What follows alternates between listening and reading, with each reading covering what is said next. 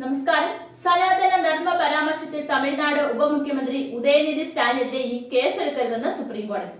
സുപ്രീംകോടതിയുടെ അനുമതിയില്ലാതെ കൂടുതൽ കേസുകൾ രജിസ്റ്റർ ചെയ്യരുതെന്നാണ് നിർദ്ദേശം.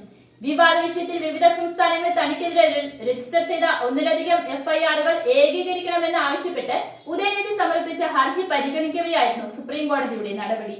ഉദയനിധിയുടെ അപേക്ഷയിൽ നോട്ടീസ് അയച്ച് ചീഫ് ജസ്റ്റിസിന്റെ ബെഞ്ച് ഉദയനിധിക്ക് നൽകിയ ഇടക്കാല സംരക്ഷണം നീട്ടുകയും ചെയ്തു. മാത്രമല്ല, ബീഹാർ ഉൾപ്പെടെ എഫ്ഐആർ രജിസ്റ്റർ ചെയ്ത സംസ്ഥാനങ്ങളെ കേസിൽ കക്ഷി ചേർക്കാൻ കോടതി അനുവാദവും നൽകിയിട്ടുണ്ട്. 2023 സെപ്റ്റംബർ 2-നായിരുന്നു കേസിന് ആസ്പദമായ ഉദയനിധി സ്റ്റാലിന്റെ വിവാദ പരാമർശം. സനാതന ധർമ്മം മലേറിയയും ഡെങ്കിയും പോലെ നിർമ്മാർജ്ജനം ചെയ്യപ്പെടേണ്ടതാണ് എന്നായിരുന്നു പരാമർശം.